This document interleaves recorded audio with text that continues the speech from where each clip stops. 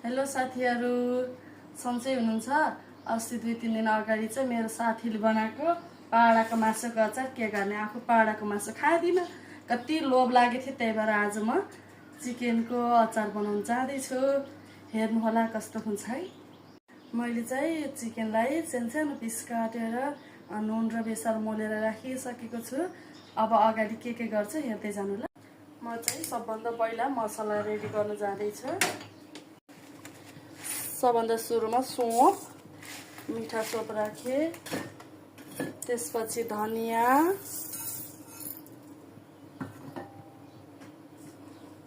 त्यसपछि जिरा, ज्वानो, ल्वाङ, सुक्मेल अनि टिमुर। मैले तोरी राख्न बिर्सेँ, तोरी पनि राखेँ ल। रातो खुर्सानीलाई चाहिँ मैले भिजाएर राख्नलाई एकैछिनको लागि।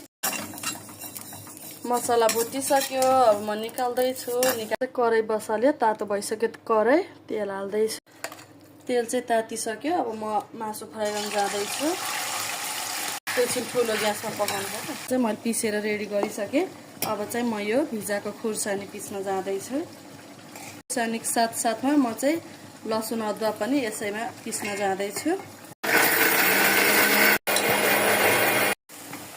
र साथीहरु, यो चाहिँ अब भइसक्यो, रातो भइसक्यो। अब यसलाई म निकाल्छु एकचोटि। निकालेर अनि म मसला भुटेर बल्ल यसलाई मोल्छु।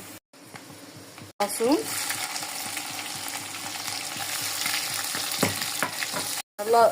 अदुवा चाहिँ गोल्डन ब्राउन भइसक्यो। अब चाहिँ मैले यो खुर्सानी र लसुन अदुवाको पेस्ट राख्दैछु। म चाहिँ यो मसलालाई एकछिन पकाउँदैछु, 1-2 मिनेटको लागि पाक्नको लागि। अब चाहिँ यो अघि भुटेर राखेको पिसेको मसला राख्न जाँदैछु। भुटिसक्यो। अब चाहिँ म मासु राख्दैछु। मासु राखेर 5 मिनेटको लागि पाक्न छोडिदिन्छु। त्यसपछि अचार रेडी हुन्छ। गऱ्यो।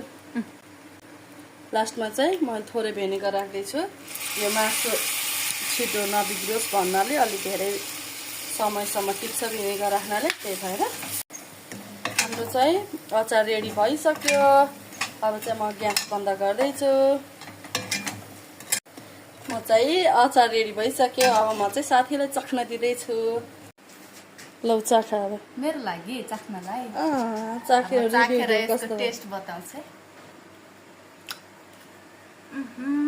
अस्तिको भन्दा चाहिँ मिठो बनाएछु मेरो साथी। अस्ति बफ अचारको भिडियोलाई चाहिँ धेरै माया दिनुभयो हजुरहरूले। धेरै धन्यवाद हजुरहरूलाई। त्यसै गरी आजको भिडियोलाई पनि माया दिनु होला है साथीहरु। Bye bye.